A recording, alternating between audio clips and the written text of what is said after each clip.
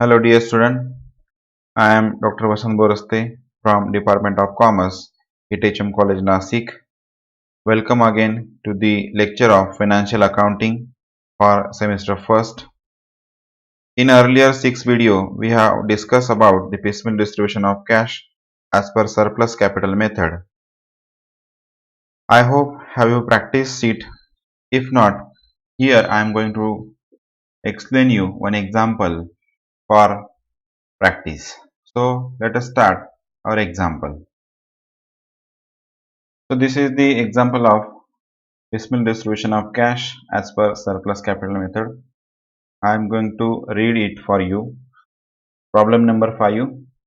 ABC were partners sharing profits and losses in the ratio of 3:3:2 respectively. They decided to dissolve their business on 31st December 2018, on which date their balance sheet was as follows. So here you can see the balance sheet of Messrs. A, B and C as on 31st December 2018. Here we have a liability of capital of A, B and C. Then B's loan, that is partners capital, partners loan and creditors. On the asset side we have land, building, machinery, stock, debtors and cash. Total of our balance sheet is 1,44,000.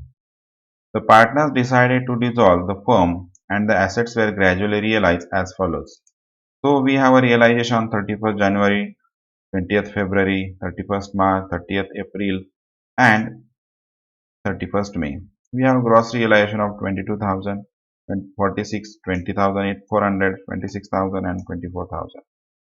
Also here some expenses 2,000, 6,000, 1,200, 3,600 and 4,000.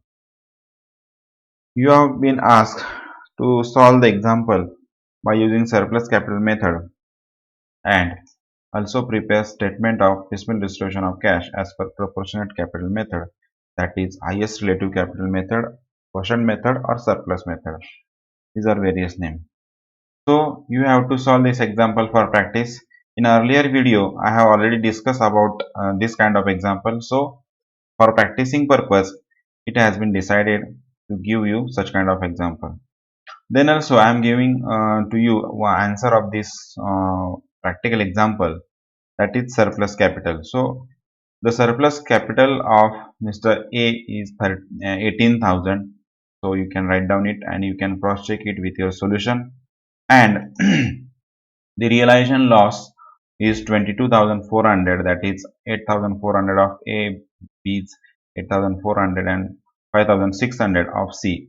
So total of these should be matched with the total liability, that is 22,400. So wish you best luck and solve this example. It will be more easy for you in from exam point of view. So with this I would like to say thank you. Thank you very much.